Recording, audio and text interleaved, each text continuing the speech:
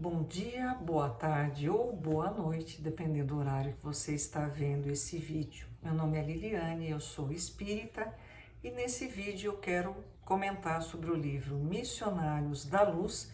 Estou fazendo uma leitura comentada, estou no capítulo 4, o subtítulo é Vampirismo. Essa é a parte 4 desse capítulo. Isso significa que já foram feitas outras 3 vídeos sobre o mesmo capítulo. Nessa parte 4, nós vamos da página 48 a 50 da minha edição, né? Esse capítulo 4, que é Vampirismo, Allan Kardec, eu sempre troco. André Luiz não vai dizer a respeito de Drácula ou coisas do gênero. Vampirismo, ele vai numa reunião de desenvolvimento mediúnico junto com Alexandre, que é quem está orientando, educando André Luiz no que diz respeito à mediunidade, e André Luiz presencia larvas que são de origem no plano, têm sua origem no plano espiritual, e elas estão devorando todas as energias do corpo fluídico dessas pessoas, desses médiuns, cada um por um motivo. E André Luiz está espantadíssimo, porque ele conhecia, ele tinha sido médico na sua última encarnação, ele conhecia a respeito das doenças materiais. E ele presencia alguma coisa muito diferente. Vamos iniciar a leitura.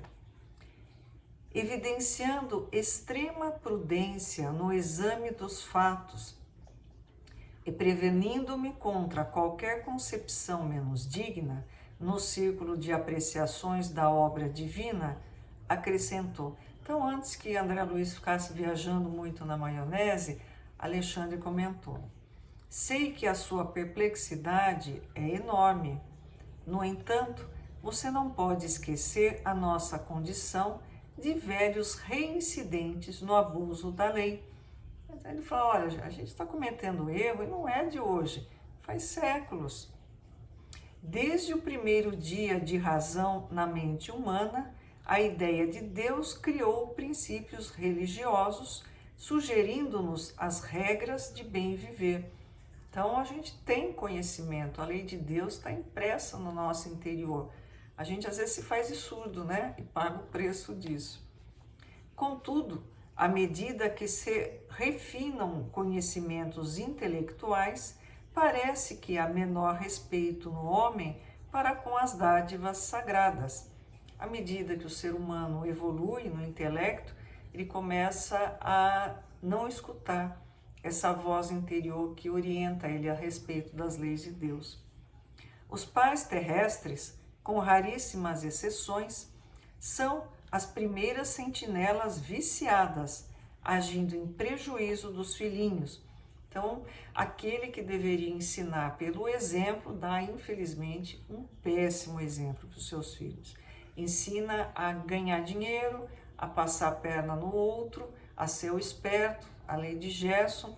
Imagine se ele vai se preocupar em dar uma formação religiosa e ensinar principalmente através do exemplo. Comumente, aos 20 anos, em virtude da inércia dos vigias do lar, ou seja, os pais não fizeram o que deveriam fazer. Só um parêntese, esse livro foi escrito mais ou menos em 1945, vocês vão entender por que eu estou falando isso. A mulher é uma boneca e o homem um manequim de futilidades doentias, muito mais interessados no serviço dos alfaiates que no esclarecimento dos professores. Alcançando o monte do casamento, muitas vezes são pessoas excessivamente ignorantes ou demasiadamente desviadas. Por que fala em alfaiate? Porque antigamente as roupas, da alta costura, as roupas de moda eram feitas por costureiras, não eram compradas em lojas, Cumpre ainda reconhecer que nós mesmos, em todo o curso das experiências terrestres, na maioria das ocasiões, fomos campeões do endurecimento e da perversidade contra as nossas próprias forças vitais. entre abusos do sexo e da alimentação, desde os anos mais tenros, nada mais fazíamos que desenvolver as tendências inferiores, cristalizando hábitos malignos. Então, ao invés da mãe, se preocupar em corrigir os filhos, tanto educar no sentido de ter uma alimentação necessária, comer para viver, não viver para comer, ter uma atividade sexual dirigida, orientada pela afetividade, não, olha, curta a sua vida, na sua idade tem que aproveitar mesmo, paga o preço, Seria, pois, de admirar tantas moléstias do corpo e de degenerescências psíquicas? Só abusa, Então, as consequências chegam. O plano superior jamais nega recurso aos necessitados de toda a ordem e, valendo-se dos mínimos ensejos, auxilia os irmãos de humanidade na restauração dos seus patrimônios, seja cooperando com a natureza ou inspirando a descoberta de novas fontes medicamentosas e reparadoras. A espiritualidade tenta nos ajudar, a gente que às vezes torna difícil o acesso deles até nós. Por nossa vez, em nos despojando dos fluidos mais grosseiros, através da morte física, à proporção que nos elevamos em compreensão e competência, transformamo-nos em auxiliares diretos das criaturas. À medida que eu evoluo, eu tenho condições de ajudar o meu próximo. Apesar disso, porém, o cipoal da ignorância é ainda muito espesso e o vampirismo mantém considerável expressão, porque, se o Pai é sumamente misericordioso, é também infinitamente justo. Eu não posso plantar chuchu e querer colher abobrinha, não vai dar certo. Ninguém lhe confundirá os desígnios e a morte do corpo quase sempre surpreende a alma em terrível condição parasitária. Desse modo, a promiscuidade entre os encarnados indiferentes à lei divina e os desencarnados que a ela têm sido indiferentes é muito grande na crosta da terra. Quando eu procedo de maneira equivocada, não prestando a menor atenção às leis de Deus, com criações mentais, eu crio essas larvas que vão agir no meu perispírito, que é o meu corpo espiritual, é o envoltório semimaterial que eu, espírito, possuo. Quando eu desencarno, eu vou estar toda bichada. Por quê? Porque eu cultivei isso através das minhas atitudes e os meus pensamentos. Absolutamente sem preparo e tendo vivido muito mais de sensações animalizadas que de sentimentos e pensamentos puros, as criaturas humanas, além do túmulo, em muitíssimos casos prosseguem imantadas aos ambientes domésticos que lhes alimentavam o campo emocional. Então eu morro e não consigo me desgrudar da minha casa porque eu continuo vivendo com as coisas da matéria, aquela energia pesada, eu ainda acho que preciso dela. Dolorosa ignorância prende-lhes os corações, repletos de particularismos, encarceradas no magnetismo terrestre, enganando a si próprias e fortificando suas antigas ilusões. Aos infelizes que caíram em semelhante condição de parasitismo, as larvas que você observou servem de alimento habitual.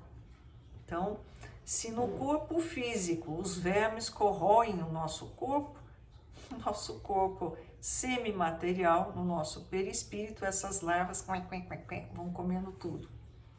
Deus meu, exclamei, sob forte espanto. Alexandre, porém, acrescentou: semelhantes larvas são portadoras de vigoroso magnetismo animal. Então, gente, não é brincadeira. Onde estiver o seu tesouro, aí estará o seu coração. O que eu dou valor, a que eu dou valor na minha vida, vai direcionar toda a minha existência.